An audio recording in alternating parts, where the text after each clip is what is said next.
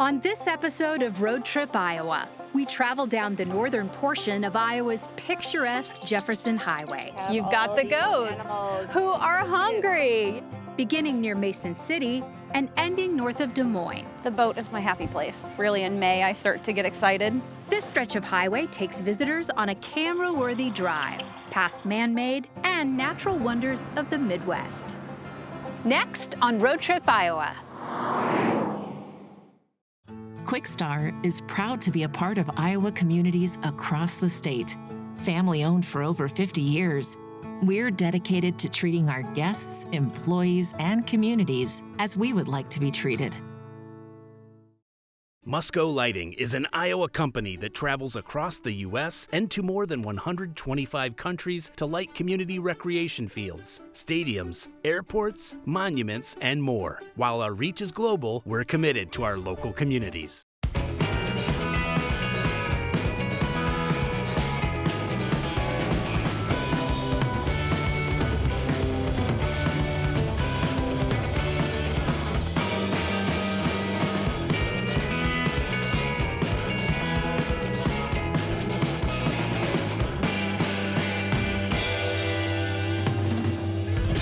Making a path through the center of the United States, the Jefferson Highway was born right here in the Hawkeye State when Iowa native Edwin Thomas Meredith pitched the idea in 1915. In northern Iowa, the Jefferson Highway Heritage Byway highlights hidden treasures and distinctive scenery, from roadside diners to riverside bluffs. Let's take a look at today's itinerary.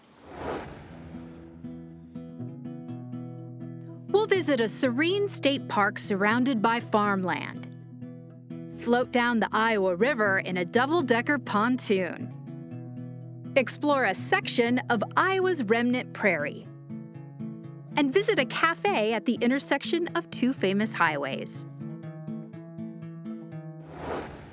But first we arrive in Mason City, home to a collection of Prairie School architecture, including the last remaining hotel designed by Frank Lloyd Wright.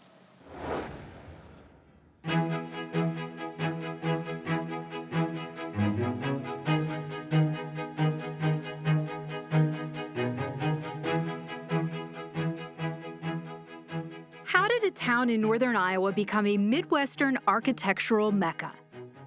It began in the early 1900s when the pioneering Prairie School architect Frank Lloyd Wright brought his distinct building style to Iowa. Years before creating some of his most famous works, such as Falling Water and the Guggenheim Museum, Wright was brought to Mason City to design a bank, law office, and hotel in the city square. He is internationally recognized as one of the best American architects of the 20th century. You don't have to live in Chicago to have a Wright building. You can live in Mason City and see Wright buildings and experience his architecture. And Iowa has, I think, 8 or 9 Wright structures around the state. That's kind of exciting. In 1908, the Wright-designed Stockman House was built for Dr. George and Eleanor Stockman. It tells us a lot about the early founders of our city. Not only did they want to have structures, environments to live in, but they wanted them to be beautiful. They wanted them to say something about our community. The Park Inn Hotel and City National Bank was completed and opened to guests in 1910. After years of disrepair and changes in ownership, the Park Inn was restored to its original design and now stands as the only hotel in operation designed by the iconic American architect. While Wright's name may be familiar to road trippers, lesser-known designers followed him to Mason City to carry the torch of the Prairie School style in the first half of the 20th century. Architects Walter Burley Griffin, Marion Mahoney Griffin, and Barry Byrne contributed to what is now known as the Rockcrest-Rock Glen Historic District. Centered around Mason City's Willow Creek, it is the largest collection of Prairie School-style homes in a single neighborhood, making it the perfect place to pull off the highway and take a look around. Because it's around the creek, nature is encouraged to thrive here. And it's amazing, 100 years later, it's still that way. So people have respected that idea. And it's visionary.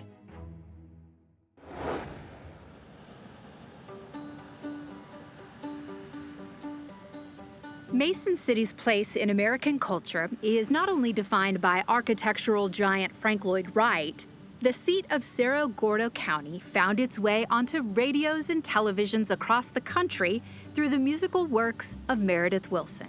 Meredith Willson, who wrote The Music Man, was born right here in Mason City. This is his home. This is the place where he based River City. In the early 1900s, a lot of those references he made in The Music Man come straight from here, which is why we also celebrate him so much. Music Man Square was completed in 2002, honoring Wilson's accomplishments. The facility is home to a community center, rehearsal space, and museum. Visitors step back in time to the 1912 streetscape, complete with storefronts from the musical. Next door to Music Man Square sits Wilson's boyhood home. Meticulously restored to its original condition, it paints a picture of the musical prodigy's upbringing in Iowa. In the very first parlor that you walk into, that's actually where Rosalie Wilson taught piano. She was the basis for Marion the Librarian. We have some photos there of actually the boys, as I always refer to them when I give my tours, learning piano. Music Man Square has always been here to celebrate Meredith and music. It is a tribute to everything he has done.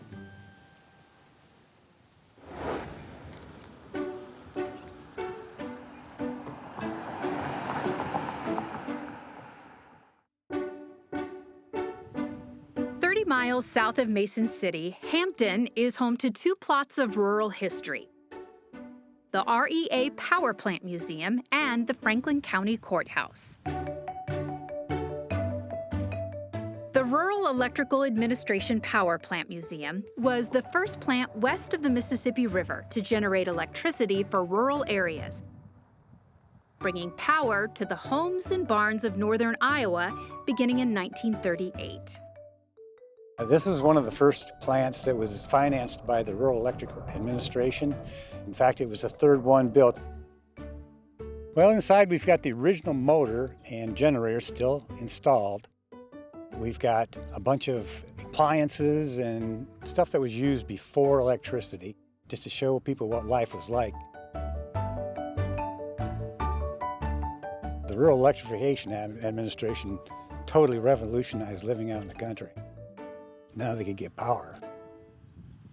The Franklin County Courthouse, built in 1891, sits tall in the center of the city.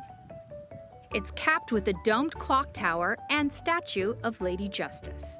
It's definitely iconic to Franklin County. If you stop in, County Auditor Katie Flint will give you a tour. The rotunda is the #1 thing that people like to see, with the Italian marble floor and the super high ceilings. I typically also take them up to the 2nd floor because in the 70s when it was renovated, the 3rd floor was added for the magistrate court. You can still see the original woodwork of the super tall windows and things like that. This is actually the 3rd courthouse that Franklin County has had.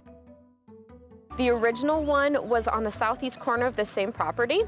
The second one was built in the exact same spot. It was a 2-story courthouse, but it was condemned after only 23 years.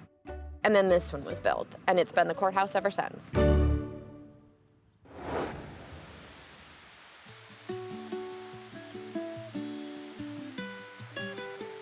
Surrounded by farmland, this unassuming state park in Franklin County offers an outdoor oasis for visitors to camp, fish, and hike. Beads Lake State Park actually is kind of a little hidden gem. It's a little bit farther out in more of an agriculture area. If you want to just stop in and have a picnic or go for a walk around the lake on our trails, it's usually not very busy. The park was built by the Civilian Conservation Corps in the 1930s and opened in 1938. The hand-built limestone dam is an often photographed centerpiece of the park. A trail leads hikers from the spillway to the base of the dam where visitors can get an up-close look at the structure. We've got a 90-plus acre lake that has really pretty good fishing. People can almost always come and catch a crappie or a bluegill or bass or catfish. It's just a really nice, quiet little park to just decompress, especially after a long drive. Nestled on the banks of the Iowa River, Iowa Falls lives up to its nickname as the Scenic City. The Scenic City Empress riverboat takes travelers deep into the river valley's natural beauty for some surprising views of north central Iowa. The boat is my happy place. Really, in May, I start to get excited. I get to be on the water all day. It looks different every day. The trees are changing, or there's more animals. I have people ask me all the time if I ever get bored doing this. There's no way you could.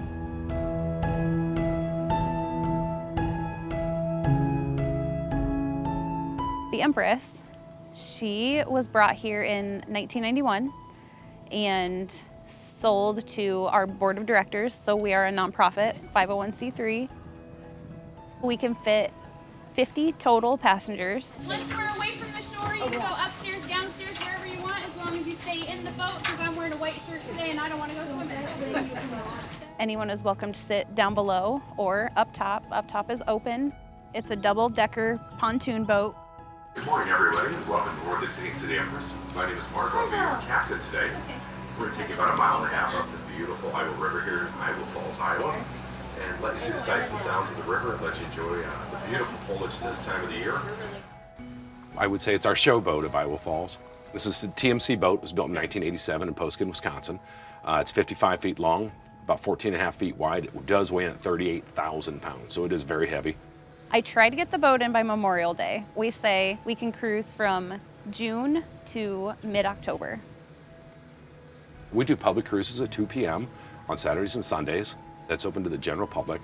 We also have dinner cruises, and we actually have lunch cruises that are open to the public twice a month, sometimes 3 times.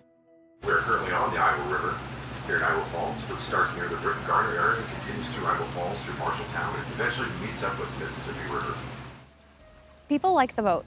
We have a lot of people that come back, even from out of town. They'll come back, and next year they'll bring more family members or friends. Everybody just thinks it's a neat, different thing to do in the middle of Iowa. You can go to Dubuque and ride the riverboat there, or Clear Lake, and you've got the lake boat. But here, it's different. Kids love it because they love to be on the water, love to be on the boat. Some of the people that were formerly from Iowa Falls get on the boat and like to relive a little history and how much it's changed. People from out of town can't believe where they're at. And that's the neatest part, you know, we're supposed to be in the plains of Iowa, and they come out here with the trees and the bluffs and the cliffs and the waterfalls, and that's one thing that they really are kind of amazed. We have a waterfall. We have our swinging bridge. There's a lot of different little things to see.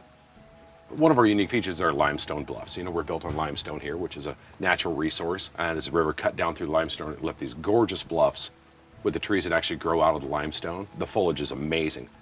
But what you see as you progress upstream and back downstream completely changes from what you see from one end to the other. We thank you for coming along and help us keep our boat afloat and help us with our children's river education. I hope you enjoyed your trip, and have a great day and safe travels, and come back and see us again. Iowa Falls has a lot to offer. It's very beautiful, it's very scenic, it's kind of a hidden gem. We love to get people on the boat because they can't believe what they see. If you drive down the river road that goes right next to the river, it's not the same as seeing it from the boat and on the river. It's a whole different experience.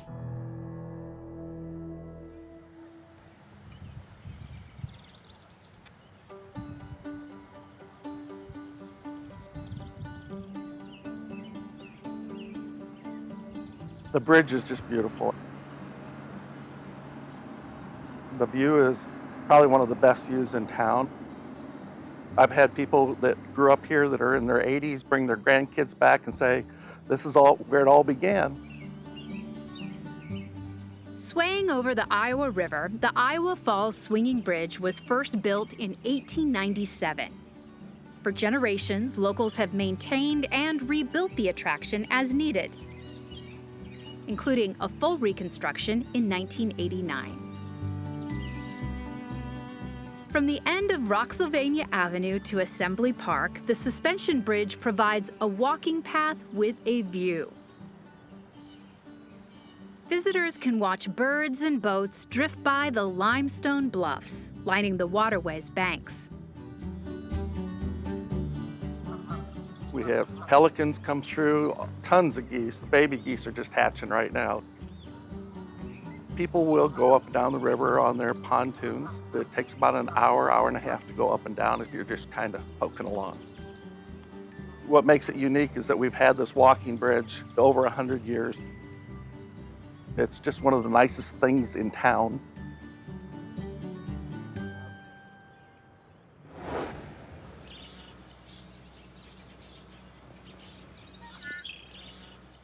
Further down the Jefferson Highway west of Hubard, tucked between the corn and beans, are two Hardin County parks preserving the natural beauty of Iowa.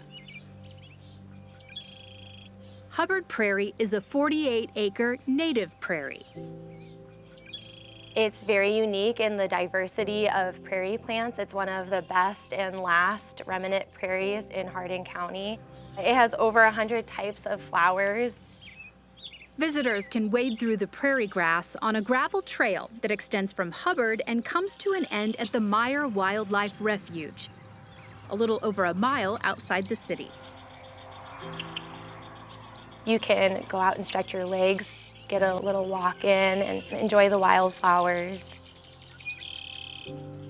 The refuge sits on nearly 24 acres of land. It's extremely peaceful. You can see a lot of wildlife. Even coming here this morning, it was just like a breath of fresh air.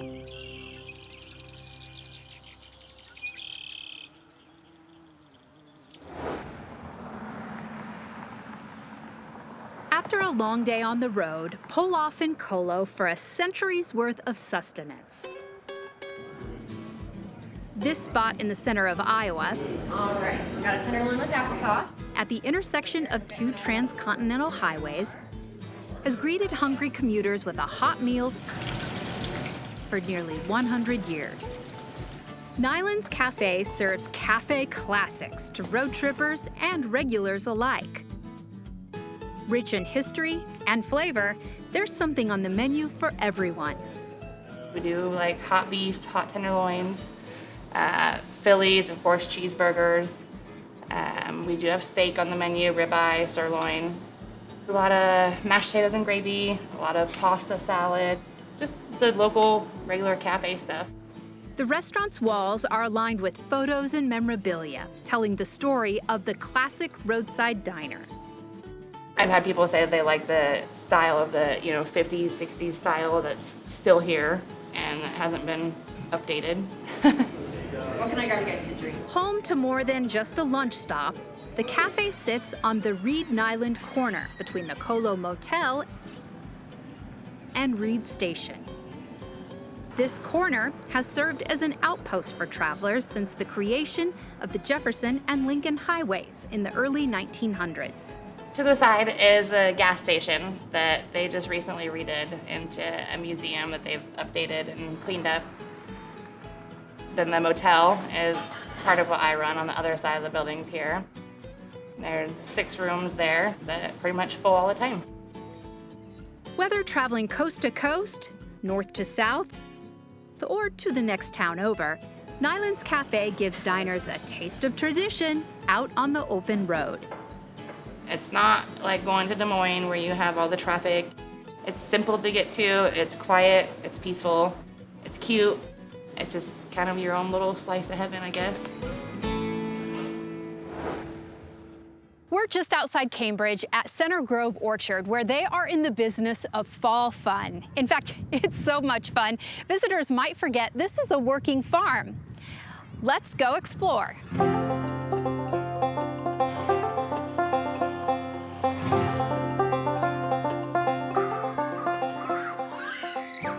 Operated by siblings Stephen and Deanna Black, what started as an apple orchard has grown into something much bigger. To really get to know this place, we have to go back to where it all began. The apples. All right, Deanna, we're here at your orchard, your family's orchard, which is massive. This is part of one of the older trees, right? It is. When we first started planting trees in 1986, this is what it looked like. This started as a smaller operation. Can you tell us a little bit about the history? We planted the trees in 1986. In 1994, then we opened to the public. And my mom would be out there giving school tours with a small little hay rack and the kids, and she would leave a note on the table to customers coming up saying, here's some apples, here's some jam, please make your own change. And she had a bucket of change right there on the table. Now our hay racks, they're bigger, they can hold closer to, 60, 70 people versus 30 or 40. Well, Deanna, this place is so big. Let's take a look at some of your newer trees. Absolutely. Sound good? Okay. This is the newer part of your orchard. Tell us about this new style of farming. Yeah, this is more of a trellis system. So people think of grapes when they think of trellis systems, right? So the same thing now applies for apples, which makes it easier for us to pick, for our guests or consumers to pick as well. So we don't just grab the apples, we lift, twist, and pull. Okay, See so how there's a strategy Yeah, see here. how easy it came off? Yeah. Then you know it's ready. Because if you pull down and the branch comes off with you, then you're breaking the branch. And the branch also has next year's bud on it for next year's apple. So that's what you tell the people who come out here to pick their own. Absolutely. And what kind is this? So this is a Jonathan apple. What's it good for? Jonathan is one of those all-around favorite apples that people love to bake and they love to eat. The Black family's orchard now features 34 types of apples, grown from 6,000 trees on 20 acres of land.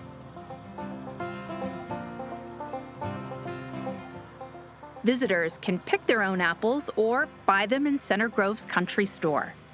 Brooke, I would like to introduce you to our most popular item in the store, cider donuts. Yum. Okay, should I try it? Absolutely. Okay. You can taste the apple. So good. And you have lots of apple products here. We do. We will have grandma's apple butter, apple preserves. Our caramel apples, we actually make the caramel for the caramel apples. Our cider slushies, cider shake-ups, all things apple, apple crisp, apple pie.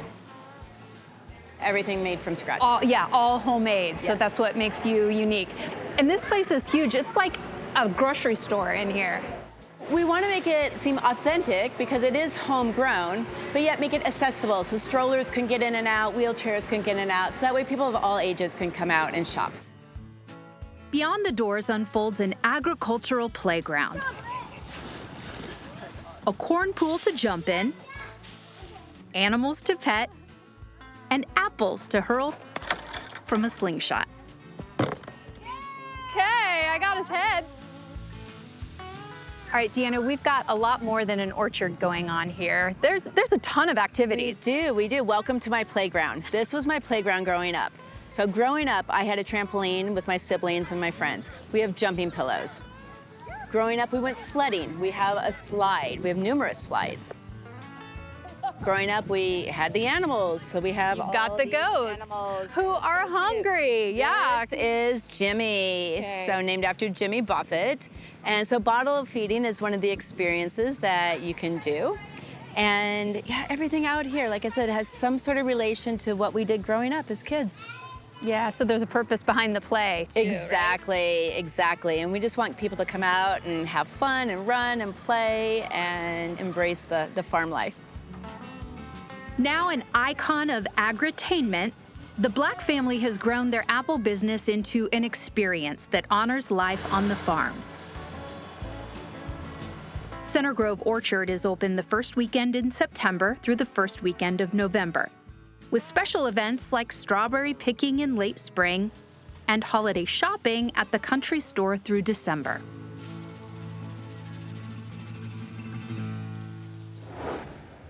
From time-honored architecture to beautiful landscapes, Iowa's northern stretch of the Jefferson Highway Heritage Byway gives travelers a lot to see. We visited the iconic Franklin County Courthouse in Hampton, swung over the Iowa River on Iowa Falls Swinging Bridge, tasted traditional cafe fare at Nylands Cafe in Colo, and picked apples at Center Grove Orchard in Cambridge. There are so many stops in north central Iowa, so grab your camera and take your own trip down the Jefferson Highway. For more on the history, culture, and landscapes along Iowa's scenic byways, join us next time for Road Trip Iowa. We're not making any progress. No. No, it really is not. Like, how much does this thing weigh?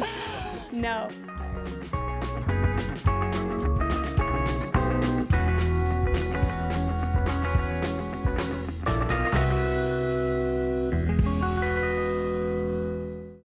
Quickstar is proud to be a part of Iowa communities across the state.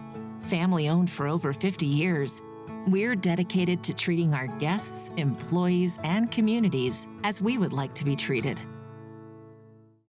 Musco Lighting is an Iowa company that travels across the U.S. and to more than 125 countries to light community recreation fields, stadiums, airports, monuments, and more. While our reach is global, we're committed to our local communities.